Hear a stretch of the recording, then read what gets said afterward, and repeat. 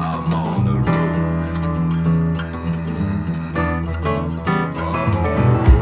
Hi, I'm Doc Jenny. Join us in the Green Hornet as we travel the back roads of beautiful North Idaho.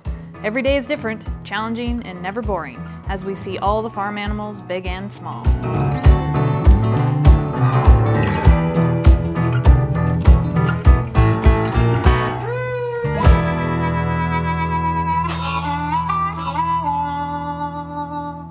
Hey, you are on the road with Dr. Jenny.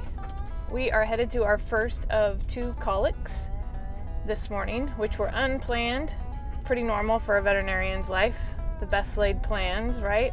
We're going to take this opportunity to talk to you a little bit about what colic is, what the symptoms of colic are, and how to go about preventing it. Colic is a broad term for any kind of abdominal discomfort in horses. I will often receive emergency phone calls from clients saying they don't know what's wrong with their horse, but they know it isn't colic because their horse isn't rolling.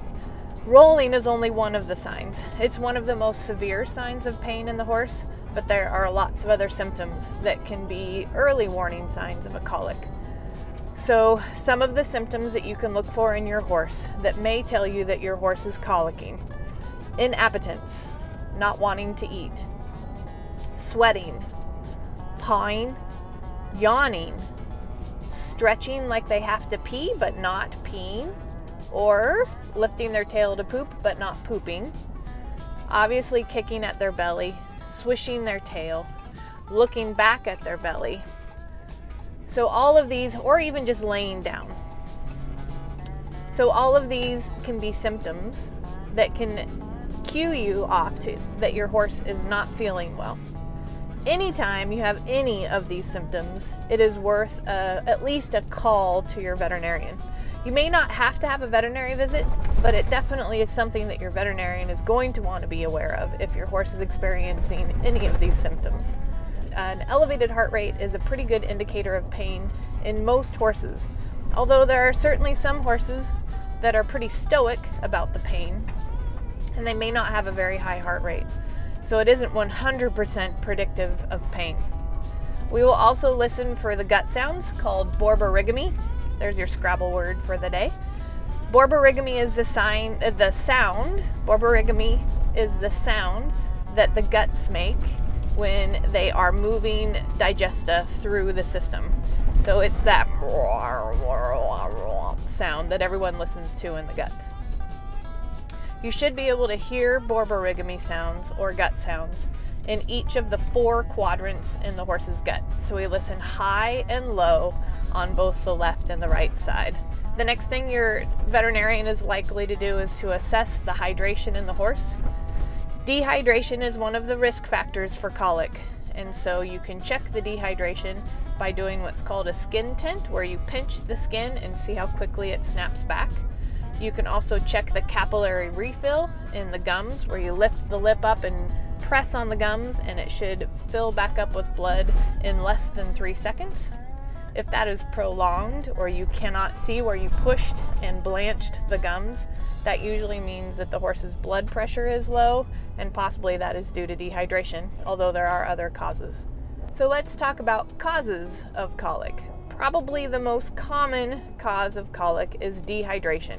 If the horse is not drinking enough water or experiences extreme exertion causing dehydration, it will slow down the movement of the digesta through the guts.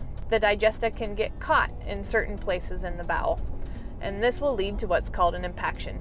Once the impaction has been stuck in the guts for a while, we need to rehydrate the horse to lubricate the intestines to pass the ingesta through.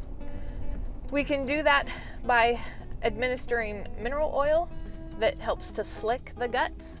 If the horse isn't too severely dehydrated, I will use a technique that robs a little bit more fluid from the rest of the horse's body and sends it to the guts by administering magnesium sulfate, which is Epsom salts.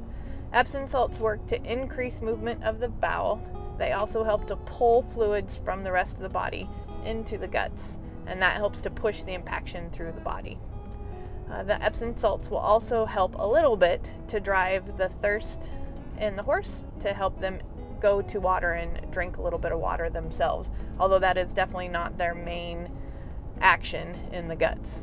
Another cause of colic in horses is gas. Gas, or a spasmodic colic, can be caused by a change in food, a change in weather, which is very frustrating, or even stress, a change in environment.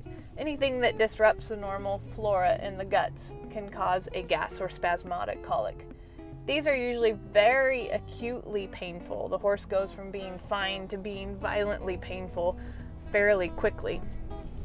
These are also fairly dangerous because of the level of pain. The horse can start rolling to try and relieve the pain, which is nature's way of trying to move an impaction or a bit of displaced gut back into place. Unfortunately, if there is a lot of distension or a heavy impaction, too much rolling can worsen the problem by causing a twist in that piece of gut that is either distended or impacted, which is why you're always cautioned not to let the horse roll violently. When a horse has a bad case of gas colic, I also like to administer a probiotic. Probiotics are a great way to reestablish the normal healthy flora in the gut. Anytime I've had a colic, or often after a deworming, I will give a probiotic in order to help the horse to build up the beneficial bacteria in the guts again. A probiotic is also a great thing to use to help with a change of feed if you know you're going to have to be changing feed, maybe between types of hay or even between batches of hay.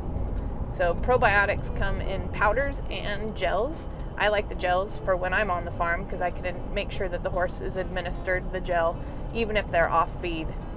So I really like the use of probiotics. All right, I think that's going to be it for colics for right now. Definitely an impaction in there. You can see the strings of mucus right there. All right, so we'll go ahead and pass a tube and we'll tube them. We'll give them some Epsom salts and some mineral oil. See if we can't get things tickled up and moving through the system a little bit better. Hey everybody, thanks for riding with us in the Green Hornet today. This is Doc Jenny signing out. If you like what you saw, be sure and follow us in the Green Hornet with Tormund, out on the road with Doc Jenny. Just click the link below and follow us along on our journeys. See you later.